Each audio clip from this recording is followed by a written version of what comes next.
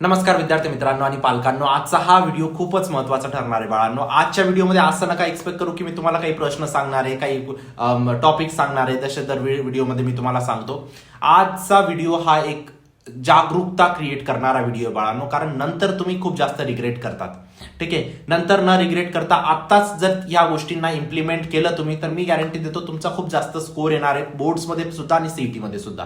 तर आजच्या टॉपिकमध्ये आज आपण बोलणार आहोत बोर्ड्स आणि सीईटी दोघांना कसं मॅनेज करायचं, कोणतं जास्त इम्पॉर्टंट आहे, आणि शेवटी मी तुम्हाला एक डॉक्युमेंट लिस्ट पण देणार आहे जी सीईटी साठी लागणार आहे बाळांनो. ठीक आहे, त्याच्यातलं एक पण डॉक्युमेंट नसलं तर तुमचं ऍडमिशन सीईटी मध्ये होणार नाही. ठीक आहे, चला सुरू करूया. पण त्याआधी चॅनलला नक्की सबस्क्राईब करा आणि व्हॉट्सअप ग्रुपला जॉईन करा, लिंक डिस्क्रिप्शन बॉक्समध्ये टाकलेली आहे. सगळ्यात पहिली गोष्ट बाळांनो, बोर्ड्स आणि सीईटी दोघांमध्ये इम्पॉर्टंट काय, ठीक आहे, याचं मी तुम्हाला खूप पॉईंट वाईज उत्तर देतो बाळांनो. ठीक आहे, जरी मी बोर्डाचे आतापर्यंत सगळे व्हिडिओ बोर्डाचे टाकले, ठीक आहे ना, आता लगेच तुमचे सीईटीचे व्हिडिओ सुरू होऊन जातील. जसा तुमचा फिजिक्स, केमिस्ट्री, मॅथ्स, बायोलॉजीचे पेपर संपले, लगेच आपले सीईटी वरती सुद्धा व्हिडिओ लगेच सुरू होऊन जातील.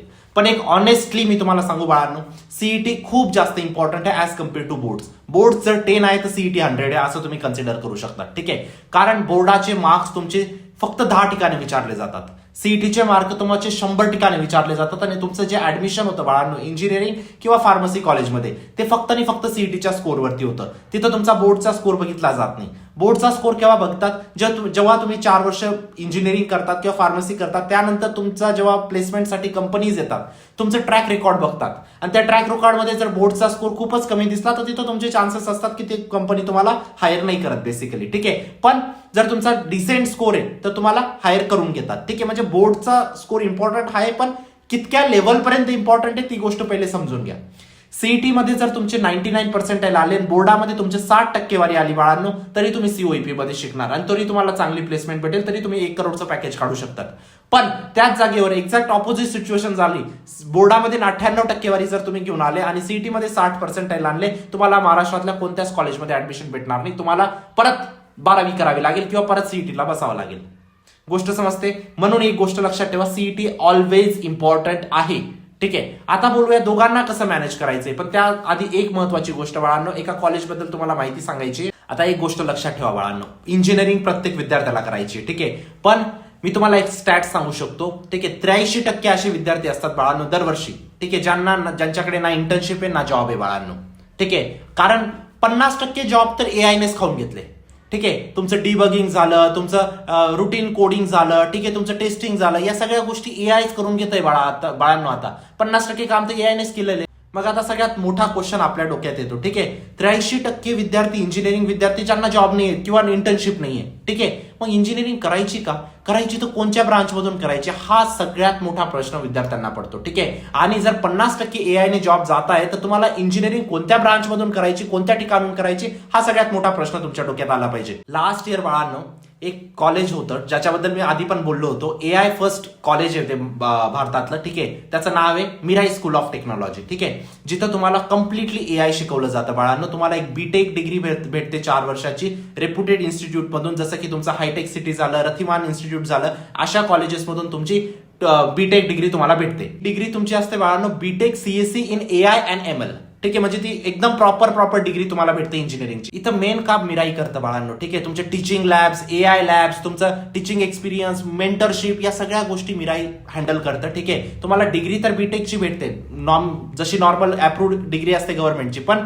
या सगळ्या स्किल्स मिराई ऍड ऑन करतं. यांनी खूप सारे प्रॉमिसेस केले होते बाळांनो, जसं की फ्री मॅकबुक झालं, कोडिंग डे 1 पासून कोडिंग, ठीक आहे, एआय लॅब्स, तुमचं एक्सपर्ट मेंटरशिप, असे खूप प्रॉमिस केले. पण हे सगळे प्रॉमिस त्यांनी पूर्ण केले का बाळांनो? पण वाटत नव्हतं. पण मी ज्या स्टुडंटशी बोललो बाळांनो, ते स्टुडंट स्वतः मॅकबुकने कोडिंग करताय, डे 1 पासून कोडिंग करताय बाळांनो. मेंटरशिप त्यांना गुगल, अमेझॉन, अडोबी अशा कंपनीमधून त्यांना मेंटरशिप येत आहे बाळांनो, मेंटरशिप देत आहे त्यांना. ठीक आहे, डेली कोडिंग त्यांची होते, एआय टूल्सचा ऍक्सेस त्यांना भेटतो बाळांनो. ठीक आहे, गिटहबचा ऍक्सेस त्यांना भेटतो, चॅट जीपीटीचे प्रीमियम व्हर्जन्स त्यांना भेटतात बाळांनो. आणि सगळ्या कॉलेजेस बाबत एक गोष्ट कमी असते बाळांनो, त्यांचा जो सिलेबस आहे ना बाळांनो, करिक्युलम आहे ना, तो 15-20 आधी वर्षापासून डिझाईन झालेला आहे बाळांनो. मिराईमध्ये चेंज होतोय. ठीक आहे, आता एआय ची गरज आहे, तर एआय बद्दल सगळ्या गोष्टी येत आहे बाळांनो. मिराईच्या करिक्युलम बद्दल बोलायचं झालं बाळांनो, advance DSA in C++.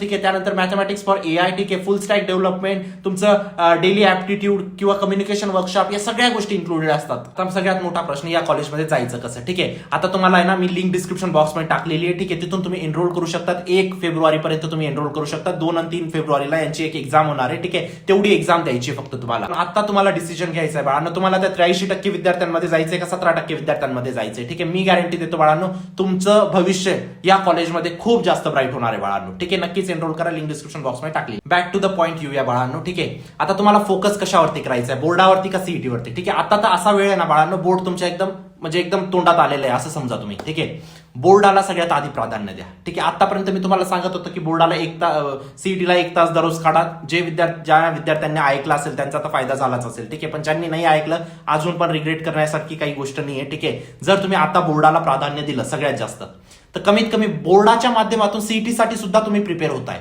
Ultimately सीईटीचा syllabus म्हणजे बोर्डाचा सिलेबस आहे बाळांनो, है ना. तर तुम्ही जर बोर्डाला एकदम परफेक्ट केलं बाळांनो, आत्ताच्या क्षणी कॉन्सेप्ट व्यवस्थित केल्या, इम्पॉर्टंट क्वेश्चन्स केले, मी गॅरंटी देतो 50%, 60%, 65%, 70% सीईटी तुमचं तिथंच झालं बाळांनो.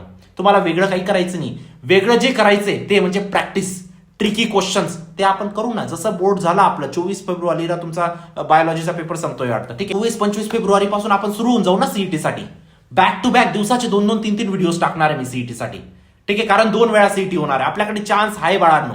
ठीक आहे, पण आता जेव्हा शिकताय ना बाळांनो तुम्ही, पण फिजिक्स, केमिस्ट्री, मॅथ्स, बायोलॉजी या सब्जेक्टला जास्त महत्व द्या. इंग्लिश 4-4 दिवस घेऊन नका बसू इंग्लिश, है ना. फक्त बोर्ड तुम्हाला डोक्यात नाही ठेवायचे, तुम्हाला सीईटी पण डोक्यात ठेवायचंय. म्हणून सीईटीचा अभ्यास सुद्धा आताच तुमचा चालू होऊन जाणार आहे इनडायरेक्टली. फोकस तुमचा बोर्डावरती आहे, पण सिलेबस काय सीईटीचा आहे. प्रश्न कोणते आहेत, सीईटीचे आहेत. हा, काही ट्रिकी क्वेश्चन विदिन सेकंड कसे सॉल्व्ह करायचे याच्यासाठी आपल्याला क्रॅश कोर्स आहेच बाळांनो. त्याच्याबद्दल आपण परत नंतर सुरू करूया त्या सगळ्या गोष्टी. पण आता तुम्हाला एक गोष्ट लक्षात ठेवायची आहे, आता तुम्हाला फक्त रट्टा नका मारू प्लीज, गोष्टींना समजून घ्या बाळांनो, तुमचाच फायदा होणार आहे. आणि एक गोष्ट सांगतो बाळांनो, सीईटीचा फॉर्म भरला नसेल तर लगेच भरून घ्या. ठीक आहे, सीईटीची वेबसाईट हॅक होते, सगळ्या गोष्टी मला ठाऊक आहेत. जसं वेबसाईट व्यवस्थित होईल लगेच फॉर्म भरून घ्या. ठीक आहे, कारण आपल्याला बोर्ड संपताच या सगळ्या गोष्टींमागे नाही लागायचं. फॉर्म भर, हे भर, ते भर, नाही. आपल्याला अभ्यास करायचा आहे.